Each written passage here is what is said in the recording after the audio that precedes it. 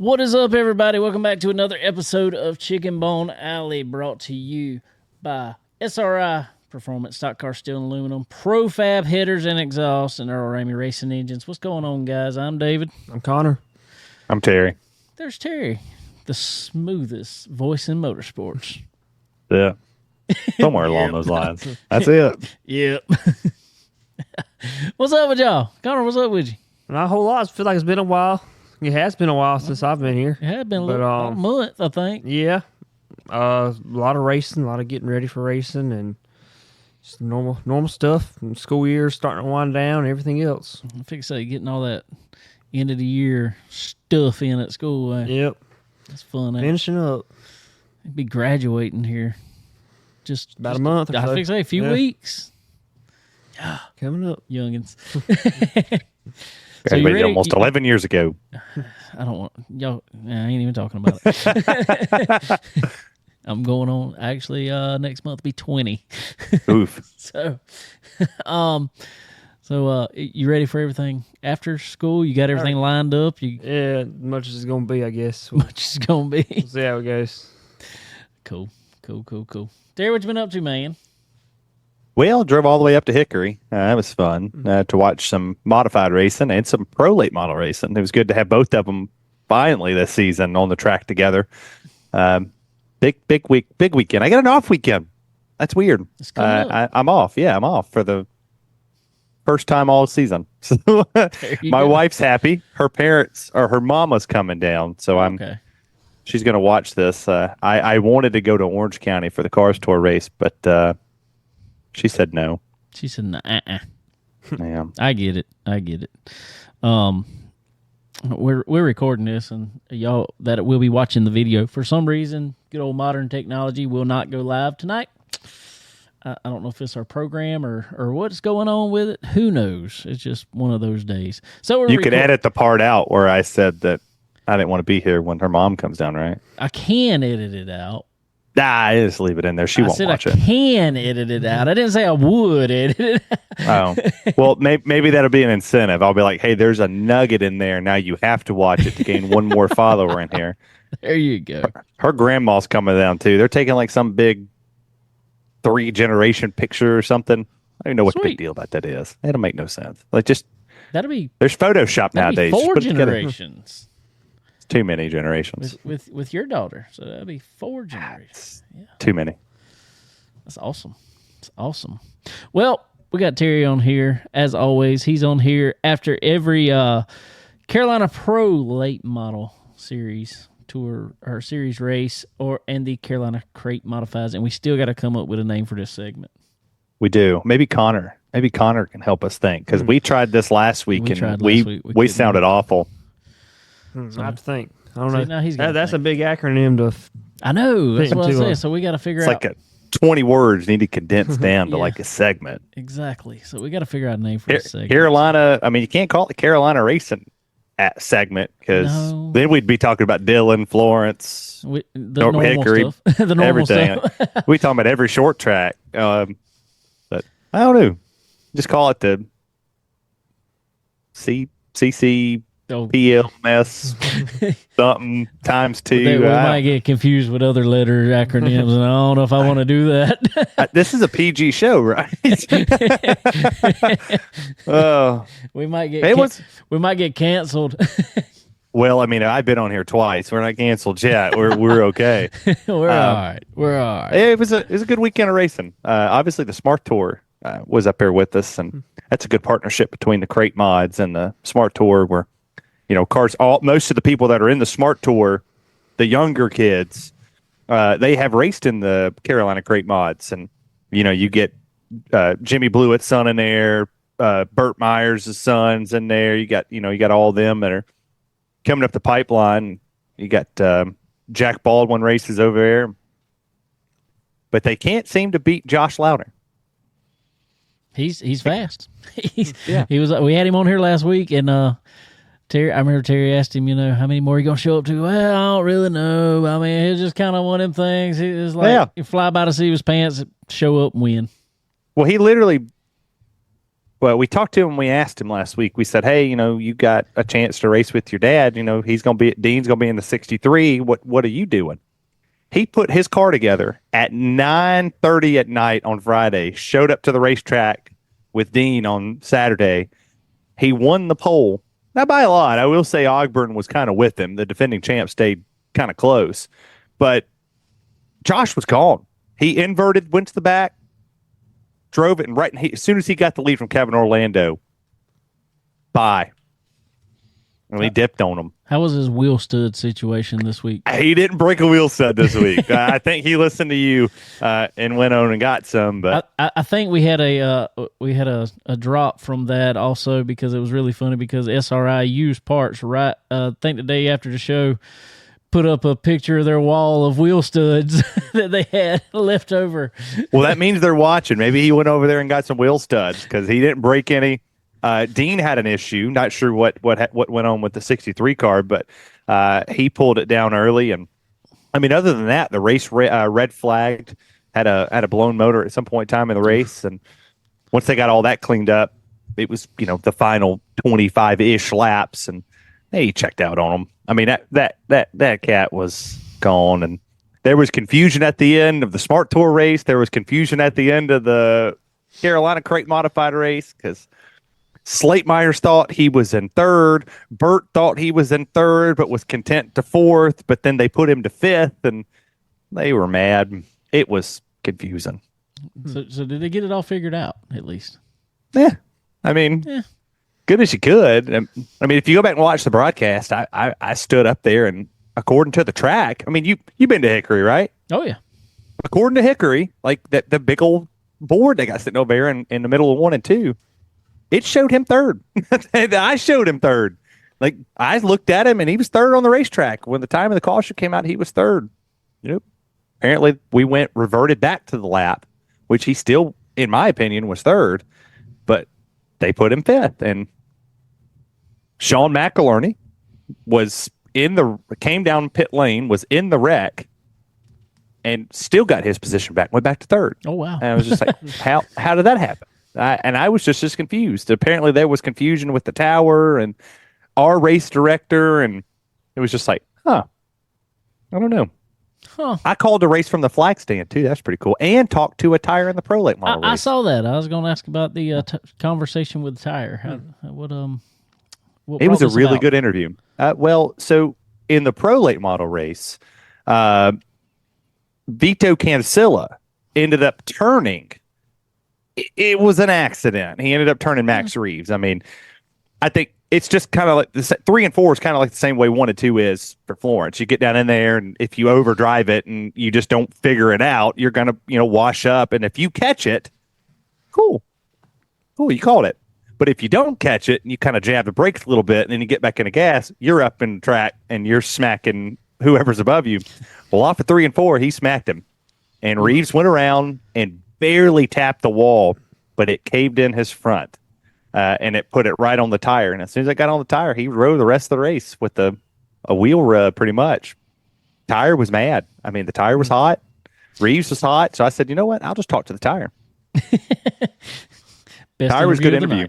Yes, it was. The tire was like, I'm good. Like, I got a lot more left in me. So what was your thoughts on the weekend there at overall, how was racing at Hickory? I mean, it's always good. I wish we would start earlier. From my perspective. Yeah. I mean, you show up to the racetrack. I showed up at 3:00 to getting ready to work, and obviously, I think we spent a little too long on pit parties. Probably could have. I mean, if you watch the Flow broadcast back, the moment qualifying ended to when we threw the green flag was like an hour and 45 minutes. Wow. That's way too long to keep people's attention. I sang to the crowd. Like, I was trying to hype the crowd up and keep them going. I saw that. I heard the Rocky Top rendition. It's a long time to try to entertain people, and in between it, I mean, sound like you might have had one response from the Rocky Top. I had two. Okay. I got booed a lot. So I think you were in the wrong area for that. That's like That's not quite as bad, but that's almost coming as bad as coming down here to USC and trying to sing that there. I mean, I think Well, it'd be worse. the last time I showed up to USC was 2020, and yeah, we won. Happens a lot.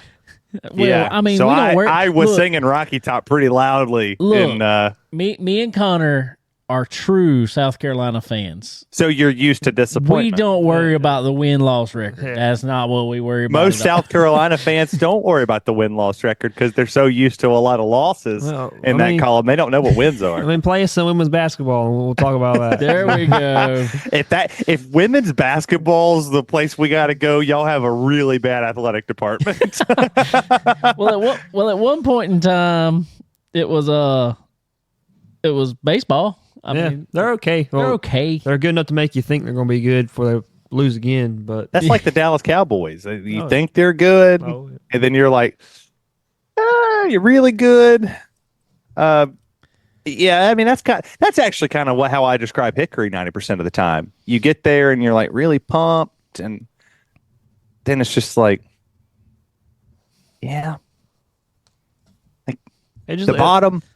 it looks bottom's hard to only pass down. around there. I don't know. It is hard. I mean, a lot of the drivers they get out of the car, and if you run the bottom, that's it. That outside lane is not existent. If you're trying it, good on you, but it ain't gonna last long. And to me, as an announcer, I mean, you're standing up there, you're watching this race, you're just like, do something. Hey, Well- come on. Well, I will say that track is probably one of the worst that is in need of a repave job, but I can understand why they wouldn't want to do it. But I'm going to tell you, I walked across that track. It's been a couple years ago now at the Easter Bunny. Our buddy Derek Griffith won it, and I literally rolled my ankle in a crack on the track. I mean, it's not like it's not like cracking the track at Florence. It is a trench. Like this. Yeah, it is a trench. They filled some of it. Yeah. I will applaud. Oh, yeah. Because I do not want Hickory Motor Speedway. I've got 3 more visits to them. I don't want them thinking that I'm up here bashing the racetrack. No, I'm not saying that. It's just got a lot of character. It has a lot of character. I applaud what they have done. They tried to fill the holes. They did. Like the gaps into the track, they filled it. The bathroom is phenomenal. Yeah. They have running water. It's like a trough for potty. It's like a bidet. A bidet for peeing. It's cool. It's got a little trench thing. I'm telling you, the pipe runs all the way across it, and it just sprinkles water down it. We got one of them in Dillon. Yeah. In the I'm sure infield. not quite as nice. I don't No, know. not quite as nice. Well, they epoxied the floors. They're wow. cool. The upstairs where the VIP in the media section, I guess, is because you got like this much media section over there. But then the place where you go and pay for the membership or you pay for the whatever sponsor, that's pretty cool. They got little sweet movie theater chairs in there now. Awesome. Yeah, that's what I said. But So tell us about the pro late model race. well, Max Reeves originally was, once he got up to second, he was content. And him and Vito was racing it out. He took the lead. Once Reeves took the lead, I guess Vito and them side by side coming out at 3 wrecked the fastest car. Wow. Or so who we thought was the fastest. That opened the door for Tristan McKee. He's raced 5 or 6, never won one. George Phillips was just whipping his butt every time he got out on the racetrack. Yeah. Tristan McKee finally walked into victory lane, which was super, super, super cool. He- But for Reeves, he was hot. Got second, didn't like it. Understandably so. he's a young wheel man there. He's gonna be something, I think, one day. He last year? Yeah, last year he came down to Dillon In the cars. and won the cars. cars pro late model race there. He's gonna be he's gonna be a talent for sure. He was actually gonna come on here tonight, and they're off testing at Millbridge. So Yeah, they don't slow down. No, that they don't slow down. family. We talked about it last week, how cool it is for the Carolina Pro Late models and the crate modifieds to see all these names come in there. And it's kind of like, I would say, the Xfinity series where your name starts to get made. You learn the PR side of things. You start learning the racecraft side of things. That kid understands it. Like, that family understands it. And to see him go to the Cars Tour Pro Late Model and then racing the late model, and then he comes and runs the 400. He comes and runs the Classic. He comes and runs all these special events. And then he goes to Millbridge. Yeah. And then he goes runs this. He's like Beckham Malone. You'll see Beckham Malone show up in whatever. He might run a pro late model this day. He might go run a late model. He might go run a Legend or a Bando, or, you know what? Let's go put him in a dirt late model at Charlotte. And he's going to wax the field. Yep. Like, first starting a dirt late model and the kid goes out and win it. And you're like, did he just do that? And then he has car control when he gets on the racetrack. Like, he gets on an asphalt track, and it's like, well, okay. Like, where did you learn that from? And it's like, well, I tested at Millbridge for 2 weeks straight. You learn the dirt side of it. That's what makes the big difference. I really, I think that kind of, I mean, we talked about that before, but that came around, I think in the Kyle Larson era where they thought, you had to get dirt experience behind you to be smooth in these cars. But I still think it, like we talked about last week with Josh, I think it's still, really good for car control. Mm-hmm. It's a good path, I think, and that Team Chevy deal that he's in is there with Josh Wise and all those guys out there just they're shoving so much information down their throats and teaching them how to hold on to it because that is it started out years ago. Toyota was kind of the ones that kind of were in the forefront of that and made all the gains with the development stuff coming up. Well, all of a sudden, Team Chevy has jumped on board with that, and there is a crowd of drivers coming into Team Chevy. Well, still developing through Team Chevy. I mean, you had Tristan McKee, you got Katie Hettinger, you got so many other ones. I don't even remember all of them right now. It's a list as long as my tax return. Exactly. And so it's impressive what they're doing and the way they're bringing them up through there. Yeah, I mean, sim time, you talked about it with Toyota. Years ago, sim time for a lot of these race car drivers was just like, what the heck is a sim? And then you start doing it. And then they're like, Toyota's like, I'm going to put Eric Jones through this sim. I'm going to go put Joey Logano at the time, him coming out of Legends and running his way up the ranks. We're going to put him in our sim. That builds it. People like Larson. I mean, Josh Berry came from, simulation style background. So did William Byron. But you look at the litany list that we have of drivers that came sim wise that was able to go through a development program. It's massive. But it was mostly the pipeline of Toyotas before now we're seeing a pipeline of Chevy. Ford eventually will jump on board. You had Deegan for a while, coming up through that list. But really, who's coming through the pipeline of Fords today? Well, and I think that's one of the big issues with Ford right now because they're not developing in any way, and they're not use. I don't think they're using. It sounds like they're not using the sim and all those models to their advantage as the other ones. It seems like Chevy and Toyota are just ahead of Ford right now, as far as that goes. And I think that's their issue right now in NASCAR. But back to the Carolina crate modifieds. It worked because, I mean, with the prolates for Tristan McKee, he's a Chevrolet pipeline driver. Exactly. He got to tour the stuff, and then you think of people like Josh Lauder. He doesn't have that. He builds his stuff in-house. Like, that's an in-house way. So both winners, which, by the way, I didn't get to say it because I said I was going to announce it here. Central Logistics jumped on board for the modifieds. So that'll be a brand new deal that we'll see all season long, that we'll have the Central Logistics 62 at our racetracks. And then Cookout jumped on board for the Hickory one, or the Cookout 100 at Hickory. So that was fun, and hopefully we'll have more stuff to kind of feasibly announce along as it comes. Awesome, Terry. Good deal, buddy. Good deal. Yeah. Well, man, that's awesome. What's up next for the the Carolina boys there? Well, we have a big break, a massive break. We don't come back until May 24th at Franklin County Speedway. It's a Friday night. Yeah, it's a long break. So I'll be at Florence for a good while. Just know that. I'll see you a ton. But yeah, May 24th, we head to Franklin County. It's a 7 p.m. start, and it'll be simulcasted. Actually, it'll be exclusively to Flow. Oh, Nice. Yeah, so it'll be an exclusive Flow broadcast for the Friday night. awesome. We're in the heels of the moonshine. That's what I'm talking about. Good deal, man. Well, cool, buddy. Well, man, I know you got some iRacing you want to get to tonight, ain't you? 45 minutes. If You got we won't get this up, You, hit the kid, and then I'm going to go win some B Open this week. there you go. Connor, when you get bored, Dave, when you get bored too, get in there. Hey, Come race you me. have to hit me up with that magical setup. I don't have any of those, but we can hop on. I'm just going to go dominate them. Y'all behave. Enjoy the show. Appreciate it. Appreciate you, y'all. buddy.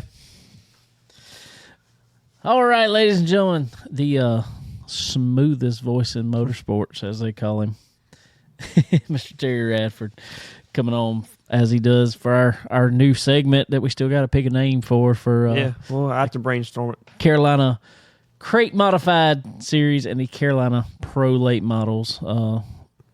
And back again this past weekend at Hickory Motor Speedway, as we were just talking about. So, congratulations to them boys. Our guest last week, Josh Louder and Tristan McKee, taking home some wins up at Hickory Motor Speedway.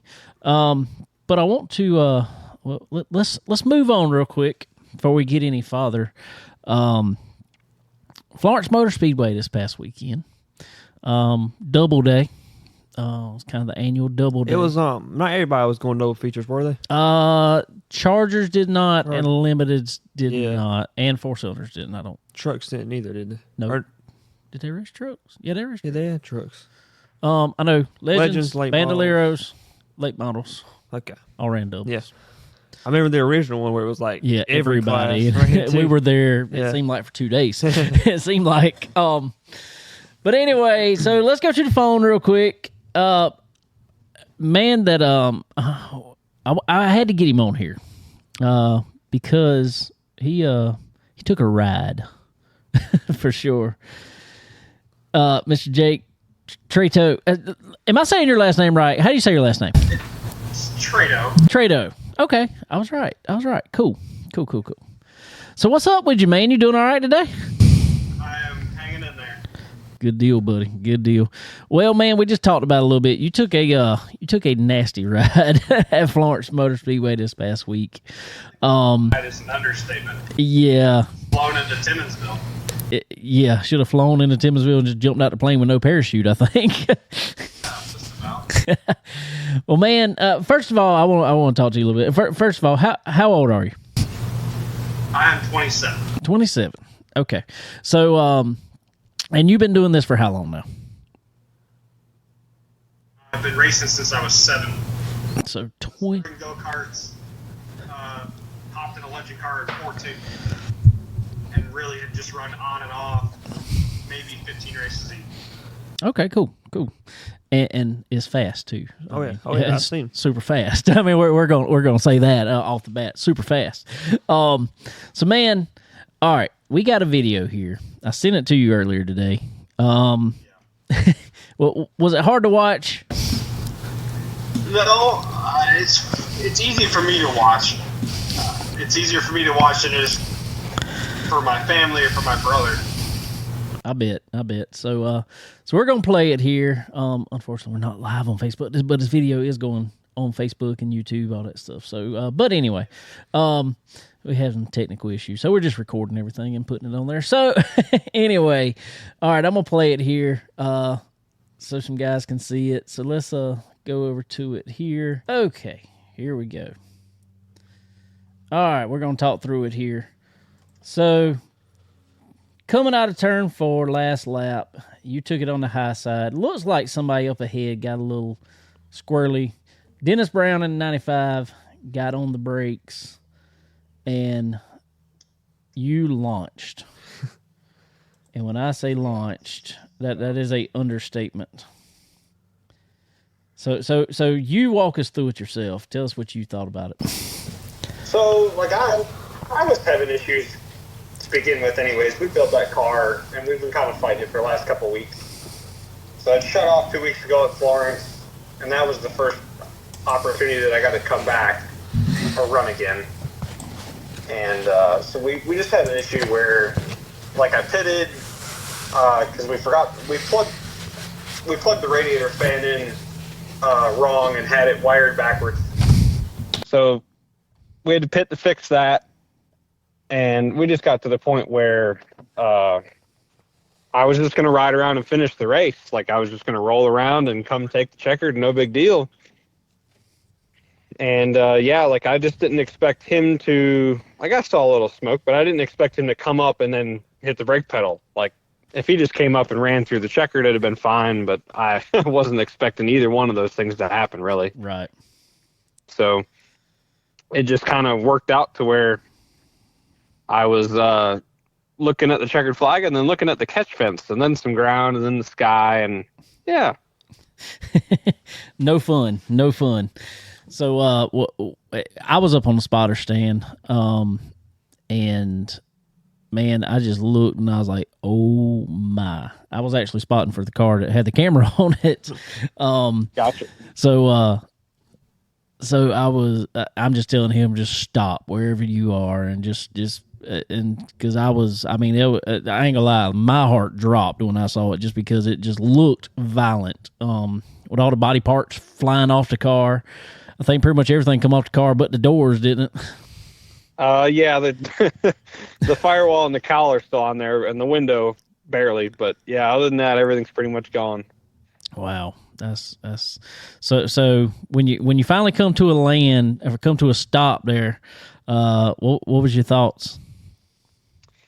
Well, I couldn't really believe it had just happened. Honestly, it was one of those deals where it was like, my brother's flipped twice, and I've never been on my head in my life. It was just kind of one of those deals where it's like, wow, that really happened. Like, I really went for that ride. And I was just kind of like checking myself over, making sure my toes still moved, my hands were good, and I didn't like lose anything or do nothing dumb while I was, flying there. But yeah, it was pretty wild. Everybody got there pretty quick. Mag from Alex Meggs' crew got there, and Clifford, my brother, and I appreciate everybody checking in on me and stuff. And I don't know, it was just a wreck, really. It was, but it was spectacular, I guess we'll say, in a not so good way, man. But I wanted to reach out to you today. First of all, that's why I said, how you feeling from that? So were you a little sore yesterday? I was a little sore yesterday. I landed on my butt, and that was probably the worst thing, is all the stuff was broke off, and it, you hear about sprint car guys getting hurt the same way, where it lands with everything broke off and just lands flat. That's the only pain I feel, is just a little bit left over from that. Couple bruises, couple sore spots, nothing big, no racing stripes on my shoulders, so that was good. Yeah. I'm happy. My Simpson stuff held up, my Butler built seat held up. I'm here, talking to everybody and not really any more messed up than I was to begin with. So, well, good, man, good. That's what I was fixing to say. That's why I try to preach to these guys a lot of times, man. Don't skimp out on your safety, because that's it's going to keep you safe. It really is. I see guys going out there, no kind of hidden neck support or anything, and I'm just like, man, y'all need to get something on. Yeah, like, at the end of the day, you got to think about how much your life is worth. And I've lost enough people lately that I know how much a funeral costs. And, it's no fun for anybody else to have to do that or help you or go to the hospital with you. They don't want that. You don't want that. At the end of the day, I was wearing a $1,200 helmet and a $700 Hans, and it probably honestly saved my life because I hit a ton. Oh, yes, for sure. Man, I was looking. I was walking across the track, and there's a hole in the track where that thing come down and just buried in the track. So, man, that's awesome. We're just glad to hear from you. Glad that you were okay. Glad you were able to hop out of that car. So what's next for you? We haven't got that far. We were in the middle of fixing my brother's car. My cousin runs our Bandolero. Right. My brother and I own. So we're gonna get him ready for the shootout, and I don't know. We haven't quite decided. I have a sedan chassis, and a lot of the parts actually made it, I think. Okay. Nice. So we're not in terrible shape. But I think it's going to be. I'm looking at a different route. I love legend car racing, but I'm not getting any younger, and it might be time to just try something different. I've run enough cars. I've run a lot of different things. That's right. One time, but. Well, that's what I wanted to kind of ask you. Also, me and Dennis actually had this the one that you made a ramp out of. We had this conversation yesterday. Yeah, you've been in Legends a long time, been racing them a long time, been around them, and seen the evolution, I guess we'll say, with new engines coming in, and just we're steadily getting faster and faster and faster. And I looked myself, and me and Connor were talking about this not long ago even, in the past year and a half at Florence and at Dillon even, we're running, or everybody has gotten almost, well, Dillon is a second faster, pretty much we were running 2 years ago. And right. Florence is heading that way. On a good day, it's about the same. Man, do you feel like these things are almost getting too fast? I hate to say they're getting too fast, but they're becoming more and more and more of a real race car, and that was really not the intention. Right. And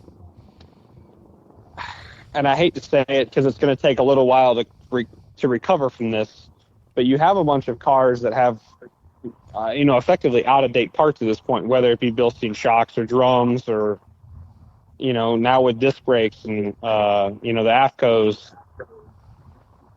It's going to take a little while for it to come.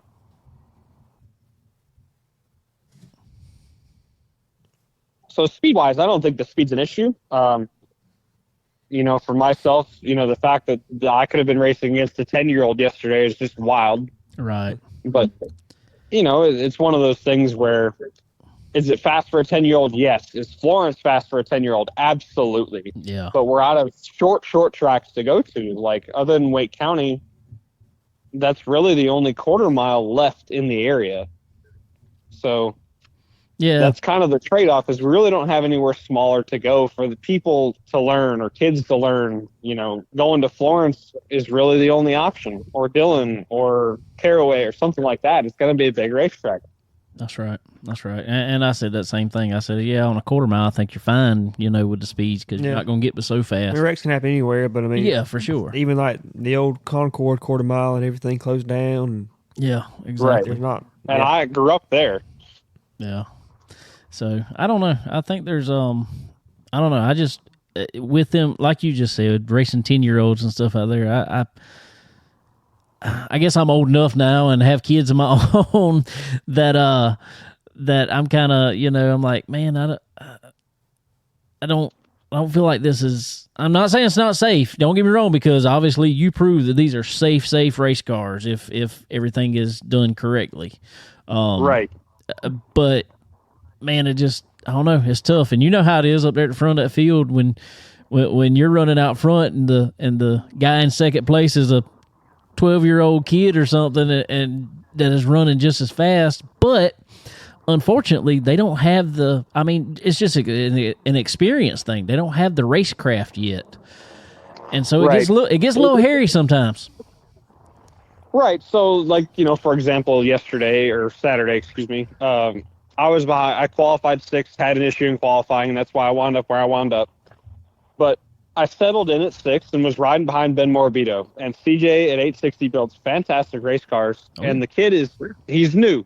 He just moved up, but he's going to be a really, really fast kid here in a couple months, to be honest with you. He's going to be really quick. I was not comfortable making a move on him yesterday. I was just kind of cruising there, just chilling for a little while. Like, we have a long way to go. We have 2 races today. The 5 guys in front of me were anywhere from 12 to 14 years old. Like, I'm good. I'll just sit there and chill. Like, if the kid makes a big enough mistake, I'll capitalize on that. But I'm not going to put myself or him in jeopardy of wrecking. That's right.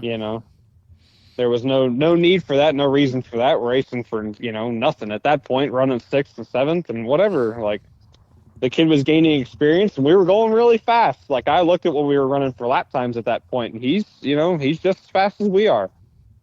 Yeah, I was watching lap times yesterday, and man, it was like everybody was just under a blanket. I mean, everybody was so fast, and that's what somebody was talking about. I was like, man, it's so hard to pass. I said, it's because everybody's running the same speed.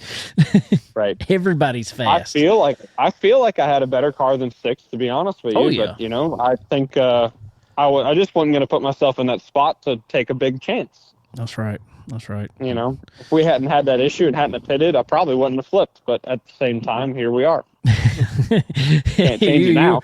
You are 100% correct there. So I don't know. I think it's a debate to talk about. I mean, I think bringing the age limit down to 10. I mean, I'm not saying it was a bad thing, but I think it's a good thing when you're running separate classes. I don't know if it's a great thing. I don't know. I'm still kind of on the fence myself. Yeah, I agree. I am too. And not every 10-year-old can do that. Exactly. Not every 10-year-old can do that. Well, man, let everybody know who's helping you out this year and along here. I want to thank Brown & Miller Racing Solutions. They have been a partner of mine and a friend of mine for a long, long time.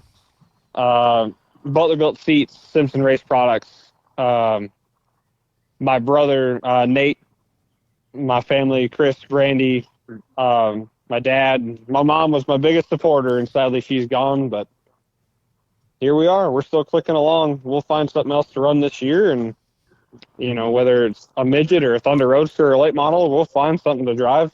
That's what I was fixing to say. I seen you done some driving. Where was it, over at Dillon or something like that in a late model or something? I ran a Charger car for Chris East for Redhead Racing. Okay. And I ran New Year's Bash. That's the only late model race I've run. Yeah.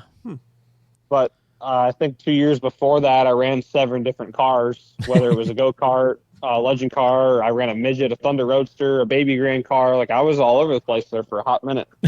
Jake just wants to race. Yeah, 4 wheels and a steering wheel. I'm good. There you go. Dirt, asphalt, won Dirt Nationals 2 years ago. Like, Well, I'm just saying to anybody out there listening, if I know y'all got some rebuilding and all that fun stuff to do, but if there's anybody listening that won't say wheelman in your car, get a hold of Jake. He'll put you up front for sure. Well, man, I appreciate it. Thank you. Well, buddy, we appreciate you coming on, and like I said, glad you're all right after that, and glad to see all your safety equipment did its job.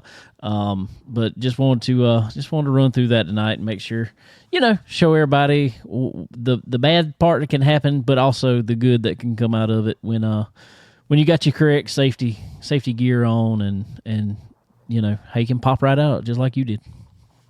Yeah, I mean, a couple bumps and a couple bruises, which is no different than if you get in a fight with your brother. No different. And it's you're supposed to be going there to have fun, and if you leave in the meat wagon, it's not any fun for anybody. That's right.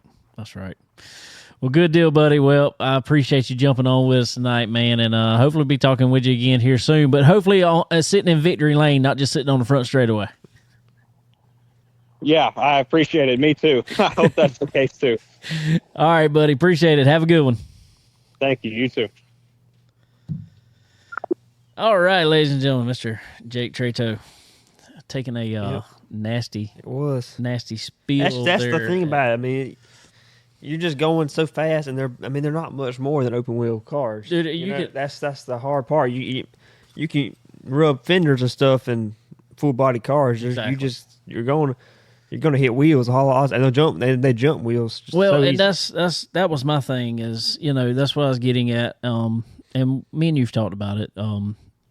But we're getting to run in the same times as like a Charger car. Oh yeah, that's what I was, and I didn't even think about it until he said that. But he's right.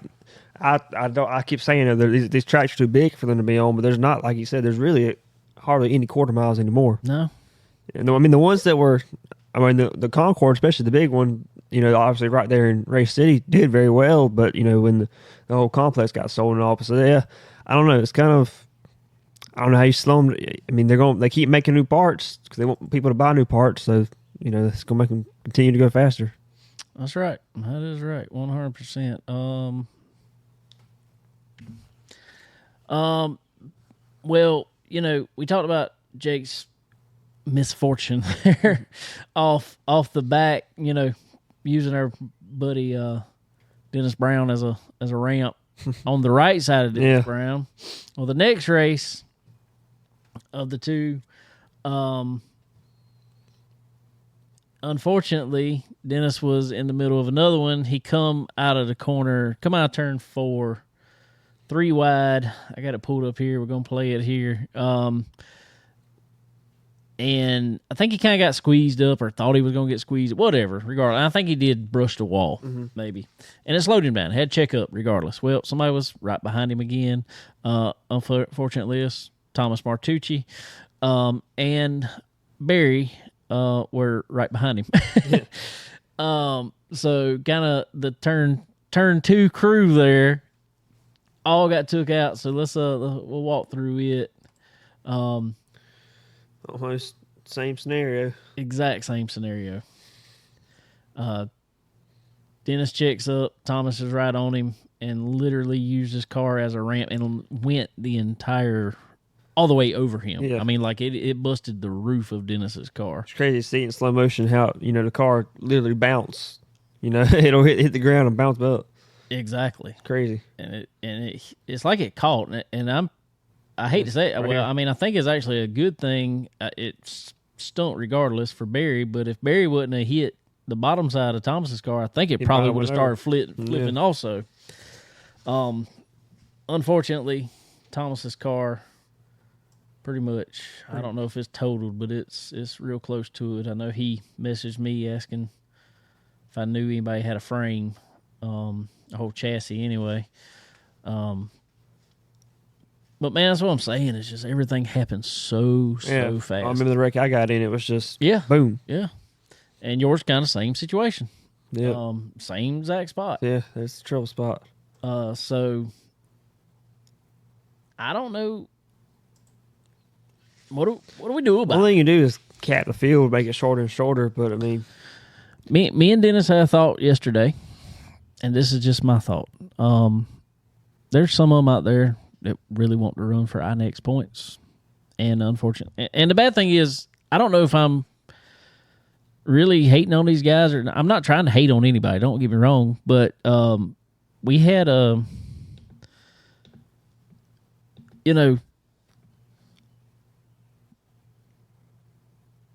we're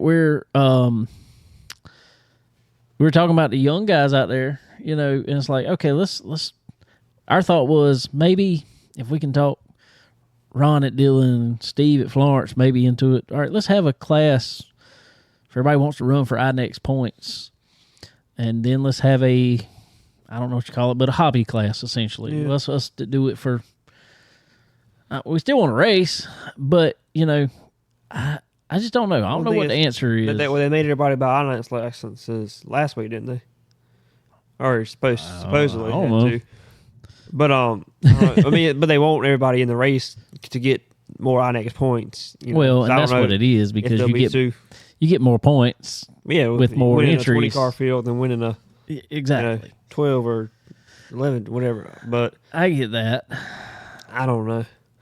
They might just have to start capping it at a 15 car field. And saying this, it wasn't the young guys that caused these. It's not. I mean, that's some.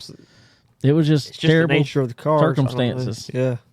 But in saying that, at Dillon a few weeks ago, last time you tried to run a legend car, you kind of were caught up in one of those situations where. And I don't think. I mean, obviously that was people that have come before, even before our next point. So I don't know. It's just I don't know. Legends are there's so much of uses both the learning car and the. A lot of people that are going fast that maybe just aren't quite racecraft yet. And that's my way of thinking too. I think we're going too fast for what the car was intended to do. I mean, it's supposed to be a learning car, but if you slow it down, it's going to put us in more of a big pack. It's going to be a pack. I don't know. So I don't know. I feel like there needs to be a way to create separation somehow. Yeah, but I don't know how we're going. Well, you see a lot of times. There's been some nights where it's been very surprising. There'll be 25 cars and no. It's like if you can survive the first 6 or 7 laps, they'll be okay. But cautions and then caution. And once you get the first one, it seems like That's how it was all day Saturday at Florence. It was like 5 laps caution. 5 laps caution. Like if you can ever get Fortunately, over, they only ran 15 laps a race. Yeah, if you can ever get over that threshold and run some laps, it's usually like everything else. It starts to spread out a little bit, or at least there. Even if it's not super, even if there's still some packs, it's not everybody. Right. Not everybody can see the leader in front of them. There was a pack in both races the other day, and it was from about 5th to 15th. Yeah. It was a solid pack, and that's what I heard everybody saying. They're like, "Well, we can't pass. They were too wide the entire time, and if you were on the bottom or top, wherever, you were just stuck. You couldn't. I mean, unless you just made some crazy move that probably wasn't going to turn out good. And normally there was a wreck or something like somebody spun.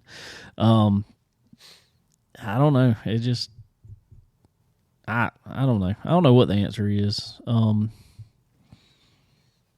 feel like I'm like you though. I feel like kind of sometimes our classes, our races are too big almost. Yeah, and the drivers. I mean, I put some on the driver too. Obviously, those were just unfortunate stuff. But you got to have some risk management too. You do. You do. Hey, these cars are susceptible to rolling over, and just, side to side contact is going to cause a wreck. 90% of the time, but 20 laps you got to go too. But you got to have some. It was just crazy. Discernment of when. Okay, we got to lock some laps here. Yeah, it was just crazy how both those cars just launched the way they did. That was insane to me. I don't know. It was. That's worst case scenario with the car behind coming at a higher rate of speed and hitting wheel to wheel, straight on. It was funny because Dennis's bumper both times when he came in the other day was bent straightforward in line with the body. made a perfect ramp out of the bumper. Wow. It was something else. It was crazy. It was crazy for sure. I was spotting for Barry Martin, and he got in that last one, and he caught the underside of Thomas, and it ripped the right front off of Barry's car. I mean, it kept on going down to turn 1. Yeah, I watched that part on flow. And his wrist was hurting some, but he was good. He was out there tearing out the car yesterday. So. Yeah, that's what he said. I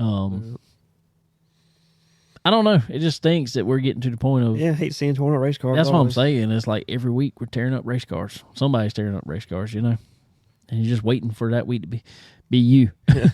I mean, unfortunately, that's like our buddy Rafe. He bought a brand new car, and he ain't finished the race yet without it tore up. Well, I think he ended up running it, Dylan, did he? No, it was mechanical. Yeah, that was mechanical, but the races he ran got wrecked in both of them. And I don't know. It's just we're I don't know. Who knows? But real quick, ladies and gentlemen, I want to throw these out there real quick. We got our buddy Skylar Whitfield. Y'all go check him out, ladies and gentlemen. He was at the track Saturday. I don't know why I said Friday, but Saturday night. Tonight, if you might still catch about an hour of the show if you're there. Boardwalk Billy's there in North Myrtle Beach. On the 16th tomorrow, Bubba's Love Shack in Merle's Inlet. 17th, he's at Ocean Crest Seahorse Eats and Drink in Oak Island, North Carolina. The 18th, 49th Street Bar and Grill and Patio in Oak Island, North Carolina.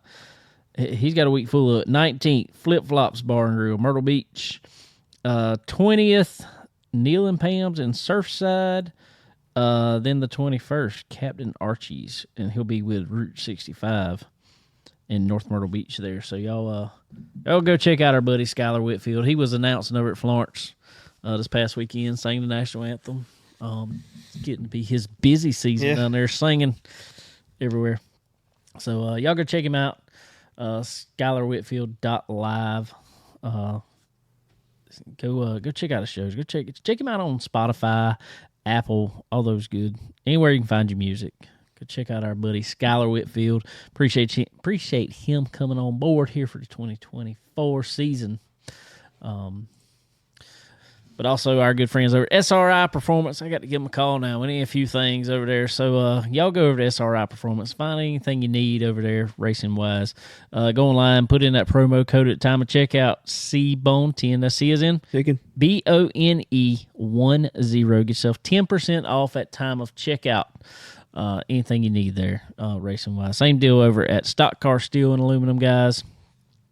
All the good stuff, all the structural materials that you need to make that race car fast, make it look good, make it structurally safe.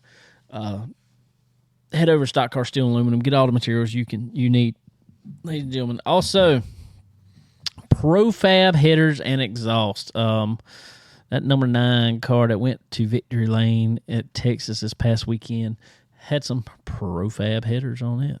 Profab headers, all Team Hendrick Profab headers and exhausts. Also, ladies and gentlemen, Earl Ramey Racing Engines. Guess what? Got one on the way. I got it here. Got it. It is sitting in the shop. Sweet. My Earl Ramey Racing Engine came in last week. We are ready to put it in the car. It is it looks good. Cool. It's gonna run just as good. Yeah. So y'all head over to Earl Ramey Racing Engines. Get you some horsepower today. Man,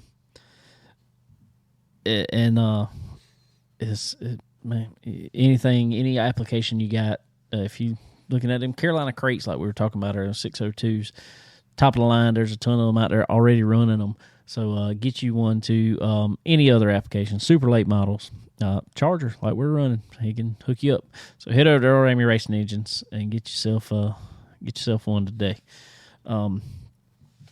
Anyway, I guess there was some NASCAR racing this past week at Texas. Were we happy to see Texas? I don't know. I mean, we come off some short tracks that put on some dismal racing, I guess. And went to Texas, and I was kind of listening to this, the Teardown. You ever listen to that podcast by chance? Nate Ryan, Jeff Gluck. No, I'm sorry, not Nate Ryan. Jeff Gluck and Jordy Miyake. I don't know why I said Nate Ryan. But anyway, they kind of come right after the race, kind of do a, post-race report right after. They do it live on YouTube, all that stuff. And Jeff Gluck has his race poll every week on Twitter, asking if it was a good race or not. I kind of said this week, that's a loaded question, if it was a good race. Yeah. Was it an entertaining race to some extent? Probably so. Especially from what you just came off of. Right. But was it good racing? I don't think so. No. I mean, if you couldn't get it in 2-3 laps off the restart, you couldn't get it. Well, the cars are just so sketchy side by side. They can't. You see how people just lost it. Which, I mean, people losing every now and then is fine. But, I mean, you couldn't go in there too wide. Just, the cars were so sketchy. Right. And so aero sensitive because there's so much on throttle time. As much as I hate to say it, I mean, that was a terrible, reconfiguration or whatever they did. It'd always be better to be configured into like a Charlotte or something. Even though, I mean, unfortunately, the 1.5 miles is where this next gen car shines. So if you're gonna, I don't know, make it a more symmetrical track, but what it would, the reconfigured obviously terribly failed because they had planned for them to be running at the top and everything else, but it's right around the bottom and you just can't pass. All right, well that's what I was going to ask you. So okay, say they go back and say, all right, we're going to fix this. We're going to do something to reconfigure it again. What do? Do you take out turns 1 and 2 and put them, essentially reconfigure them back to the way they were? Or do you cut the whole track up, start over? Do you make it another Atlanta? I hope not. I hope not. Well, you can't. You gotta be careful. What do you think? What do you do? I don't know. I hate the cookie cutter tracks, but you just need to. I don't know. Whatever they got going on now, it just ain't working. You got to. I mean, that turn is so wide, but they can only use a fourth of it, really. You know, Yeah. 1 and 2. Yeah. I don't know. It's just On the restarts, looked like whoever was on the outside could hold Yeah, you in can 1 hold and it, 2. But once you got to 3, you better be backing off. they need to just tighten the corners, really, because I mean they can go about wide open through 3 and 4. That's what I was fixing to say. I think one of the biggest problems is that they're wide So open. much on throttle time, yeah. They're wide open, and they know they have to be wide open. And if they step out beyond that just a little bit, all of a sudden, cars Those gone. cars are snapping fast. I mean, They're snapping so fast. And another thing I'm gonna say, and I don't know. I'm not saying this all this by no means, but I think these boys are not accustomed to running a too much of a loose car anymore. Yeah, I just don't think they're accustomed to driving a loose car anymore. Now, that was snappy loose. Yeah, I mean, that was obviously. completely snappy loose, but I don't think they're accustomed to driving a loose well, they kind car of like that they had thankfully got away with the diffuser from being so side force dependent. Yeah. But obviously, when you're running that wide open, somebody hangs on your door. I mean, you just I don't know. It's just the nature of. I know we're talking about all this other stuff. Everybody's talking about tires, talking about this, that, the other. Have we gotten too crazy though with aerodynamic stuff? The diffusers. Oh yeah. Well, I guess, but they were. I mean, you remember the package before the Aero, which is awful. You couldn't be in somebody's weight with 10 car lengths, or you just couldn't. You get tight. So I don't. Mark Martin said a few weeks ago that they back in the early 90s, I think it was. He said their car made, what did he say it was? It made 0 rear downforce, and it only made like 10 pounds of front downforce. Yeah. He said in those days you could drive right up somebody's bumper. Oh yeah, that's what they wish they could get back to. He said if somebody drove up right to your bumper, you would get a little loose. Obviously, yeah. And I'm just like, man, why can't we go back to You that? have to make rules and just say this. That's what I'm this is saying. Body, because obviously you give them a body, they're gonna trip it out Oh, yeah. aerodynamically and the wind tunnel hours and everything. So yeah, you have to do that. Give them some horsepower to actually so they I think motor up behind. I don't think the horse. No, I don't think horsepower is I don't think horsepower like that. But we are running 670 horsepower instead of 900. So Yes. it's obviously you But need we're also- more momentum is more of a key than it was. We're also running a tire that was now, what is it, 2 inches wider than what it used to be? Each tire. So that's 4 inches per axle. And I'll just say it. We saw on a Legend car what 1.5 inches would do at Dillon Motor Speedway. Oh yeah, And yeah, so you tires are scale massive. that up, it's going to do the same thing. yeah, I think they're just too stuck to the track. yeah. They're not having to use the brake. I think the brakes are too good. I think they're too good. Just personal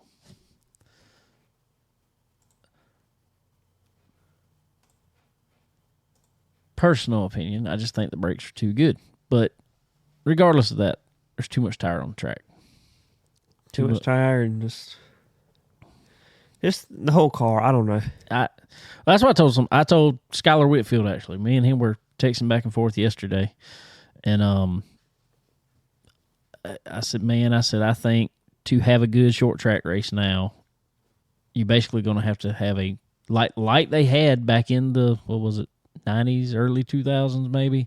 They had a different car there was a speedway car, there was a short track car, there was a road course car. Yeah, only that's gonna take away from your cost saving measures. I agree, but I don't think they're taking away from it now anyway, from what I hear. Have to develop another car. But I think to have a good short track car, you're going to have to basically develop one with a narrower tire, and I think you're going to have to go back either to a 4-speed or you're going to have to adjust ratios so they're not shifting that. You have to go 4-speed. And I suppose I hate to say it about like the old car at short track. I mean, the Nation car does good at kind of the weird, at the Poconos, the Darlingtons, so a lot of mile and a half. So it definitely has places it shines, but it's not a good short track car. Like the car's not built to race good on short tracks, in my opinion, or road courses. I mean, this is so.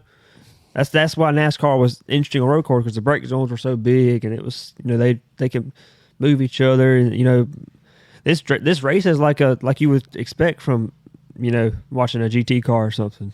I told Terry this last week, and I mean, I'll say it to you. I told him that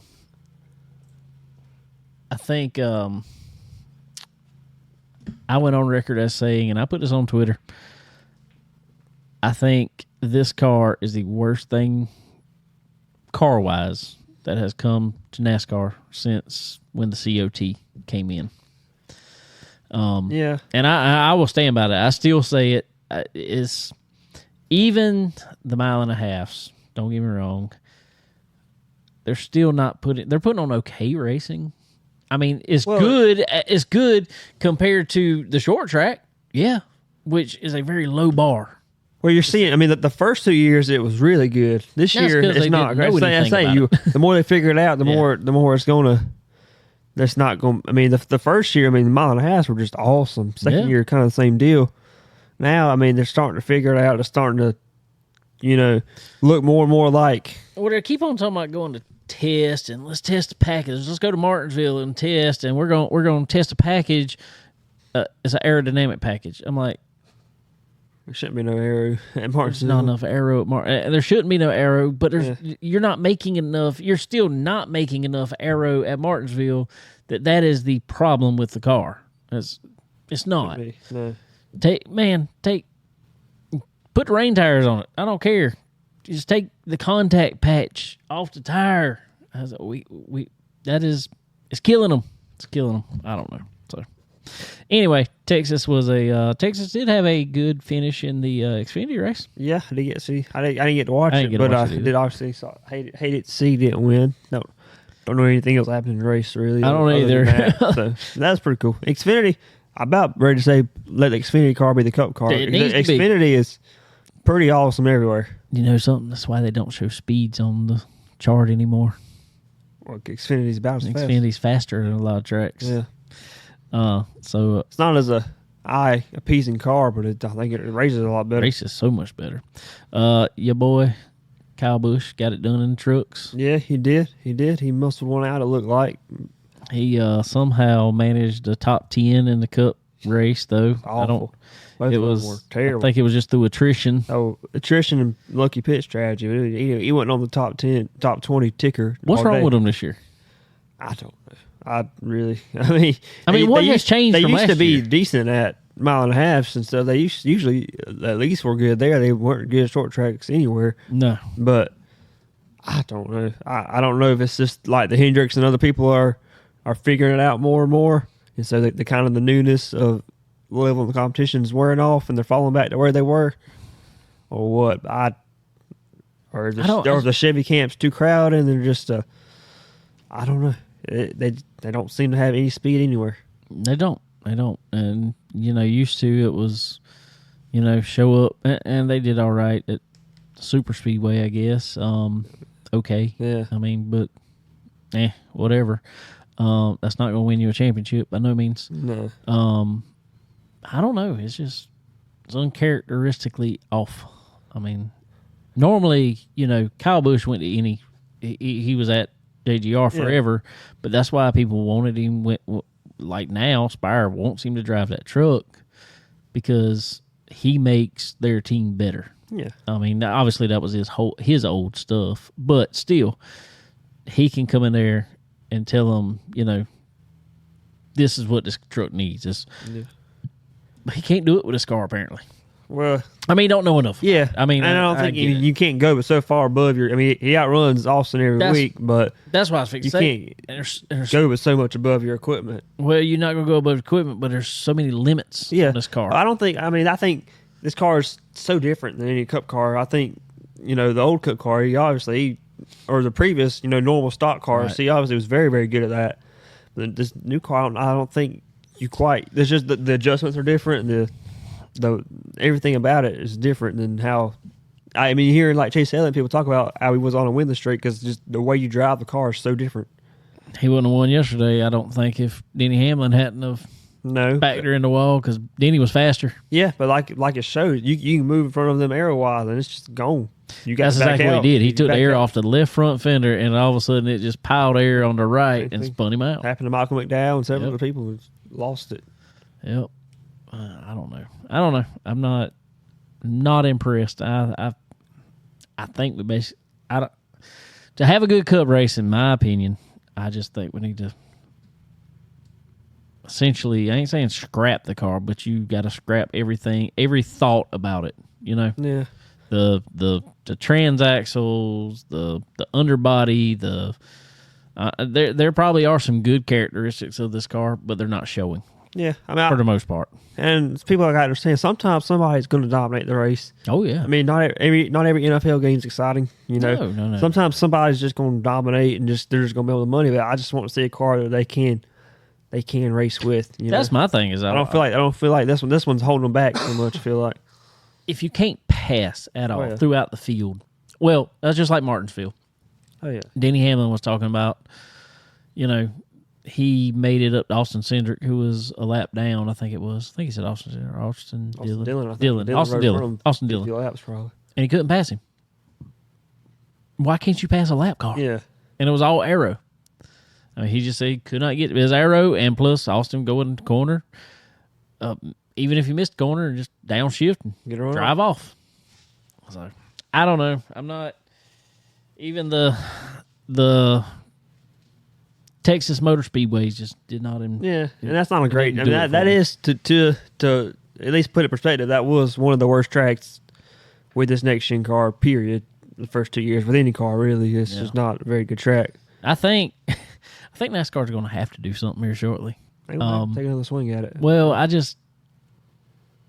when Dale Earnhardt Jr. starts talking about it as much as he's talking about it, Well, you should. fans listen. Well, I mean, you got at least so you run Martinsville and Bristol 4 times a year. Yeah. At least 1 or 2 of those has to be a good race. Well, just by the way that it is usually, just by putting so many stock cars on a short Exactly. track. But I mean, there hasn't been outside of Bristol was Chastain's wall riding. There's all. I mean, that's the only moment from this next gen car at a short track, Bristol was accidentally a good Yeah. race. and that's not That's sustainable. not going to happen Yeah, again. I mean, it's very unlikely that's going to Yeah. happen again. So, I don't know. I don't know. at least we got the local short tracks to go to. We got the local ones to go to, and we got to talk about some of that coming up. Ladies and gentlemen, I'd like to thank our good friends over at Dixie Made, right here in Florence, South Carolina.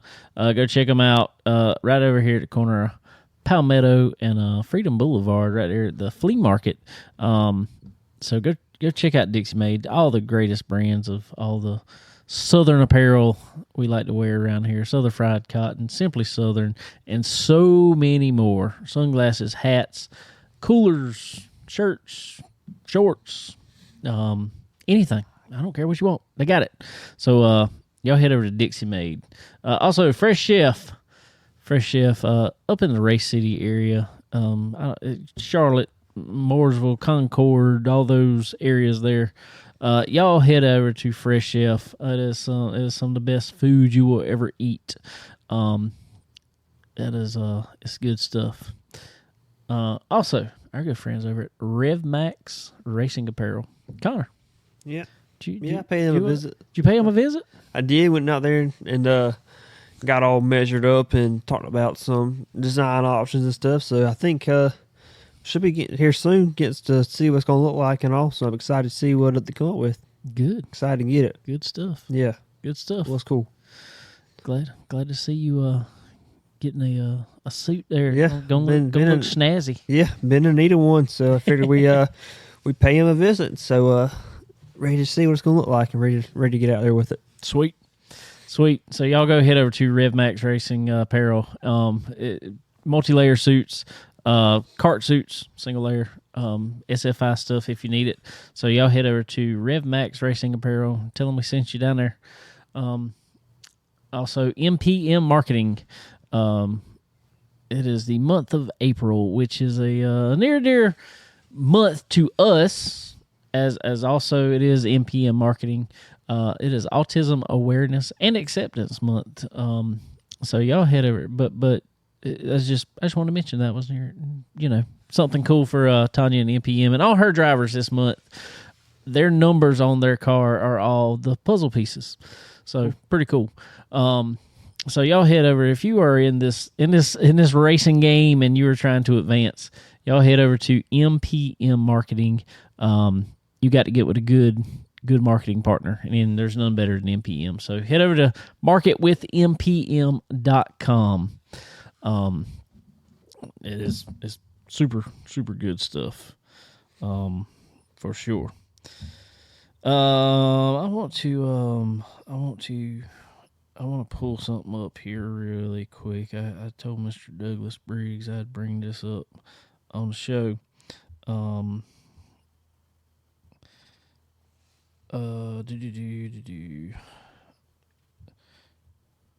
They have a sponsor on their car that is I want to make sure I get the name right real quick. That's why I'm looking it up.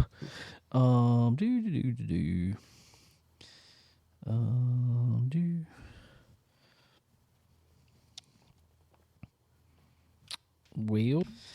Mr. Douglas Briggs brought us over from their sponsor, Smoking Meats Barbecue, out of I think they're out of Ridgeville, North Carolina. They're not a sponsor of ours, but I just wanted to bring this up. I told him I would. He brought us these things called shotgun shells. Basically, they're a pasta type deal, big old round, but they're also wrapped in bacon, stuffed with barbecue. Wow. And covered with barbecue sauce. You talk about good. Them things were on time. I love barbecue anyway, personally. That's just one of my favorite foods. And this stuff was good. So I'm going to have to go check them out down there. But that's Smoking Meats Barbecue. Like I said, down in Ridgeville, South Carolina. They're one of buddy Matt Briggs' sponsors. Cool deal. So anyway, I do want to bring up real quick, guys. We have a for Autism Awareness Month. We have a kind of a fundraiser going on our Facebook page. Again this year for the Miracle League, Florence. They are building a new field as we speak. They got it all laid out, dirt laid out. I think there's parts they got a concrete to put that the rubber and all. That rubber down, and it's already laid out. So, but we're doing a fundraiser for the Miracle League for Autism Awareness Month in honor of my son Jackson, who y'all see here on the videos all the time, coming in. He wants to sing on the microphone. So if you can, whatever you can, don't matter. No amount is too small for sure. Throw a donation their way. And we appreciate it. We appreciate anything you can give to them. We were actually out there Saturday morning before I went to track. They had a game Saturday morning. That's always a fun time out there, man.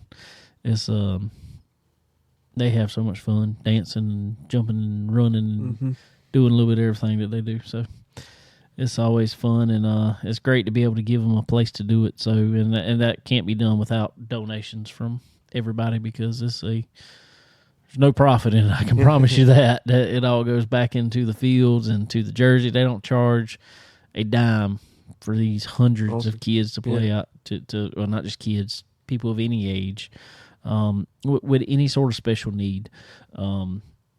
It's a place to be 100% inclusive. It's so much. It's fun. Jackson got out there Saturday morning. He decided he didn't want to wear shoes. Okay. Let him roll. He just went with it. And so they started calling him Barefoot Joe Jackson out there. So yeah, like I said, guys, if y'all can donate anything to it, it is on our Facebook. It's pinned on top of our Facebook page right now. Go forward. Also, I got some shirts up on there that I just kind of designed for Autism Awareness Month, and so if y'all would like any of those, they are for sale on our. It's on my Etsy shop actually, but they are pinned on the Facebook page as well. So you want to get in them, we'll I don't know if I'm really making much profit off of it, but I just want them for people to be able to, show support anyway. If there is any profit made off of them, we'll definitely put that on top of the Miracle League donations for sure. So anybody orders those, we appreciate that. What else we got, Connor? I guess we get ready for Dillon this week. What you gonna be racing this week? You know, I don't know. Good question. We'll figure it out. We'll be there on something though. Plan to bring old Lucky 13 out there. That is the plan. Cool deal. I was talking to my buddy Matt Grantham. My dad, mom and dad are actually on a cruise right now. So that's typically my crew chief, you know. And, help at the track. They won't be back till Sunday. Well, so I think Matt said, well, I'll just bring the trailer over there and we'll load it up. Roll on. He wouldn't plan on racing. Then I said something about it, and he's like, I'll just bring a trailer over there. And we'll load both of them up in there. If you don't do that, we can. Come on. We can load them up in that big old thing out there. I don't care. Yeah. Whatever. It don't matter. There's enough trailer somewhere to load them up in. Get in there. It don't matter. Connor wants to bring his over. We'll load all three of them up in there. Whatever. It don't make a difference. So, but I think we're going to try it. We got some new parts and pieces to try. I got new brakes on the car, shocks. So we're going to go try, throw some different setup stuff at it, because what I had at Dillon last time didn't work. Yeah. Well, on top of that, rear end gear came apart in the car. I thought it was just a U-joint, but it wasn't. It was the whole gear. Like the inside on the ring gear, the very inside corners just broke off on every tooth. Really weird. Yep. So, who knows? So, but anyway, threw another gear in already, so we'll try it again. We'll try it again. That's all we can do. Yep. See, I was trying to think what else going on. I don't know. I think that's about it. Where's NASCAR at this week? That's a good question. That's what I said. Wherever they're at. I think Cars Tour is up at Orange County. Be good. That'd be a good race. Bobby McCarty won this past week. Caught some of that one. Yeah, I watched a little bit of that. Junior kind of wrecked a little bit. Got it tangled up with Landon Huffman. Landon Huffman is having a terrible start to his year. I don't know what's going on. He says he don't know what's going on. Yeah, it'd be like, I want to talk to him. I've talked to him about getting him on here, and he's like, man, I'll do it. I'm like, I hate to bring you on after you. Yeah. Because, I mean, it's always awkward for you. We'll catch you, when you're running good one week. Or just had a fun day. Whatever. It don't matter.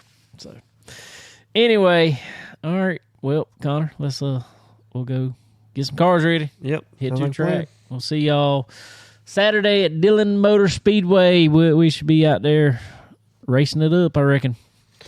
Sounds good. All right. See you next time. Later.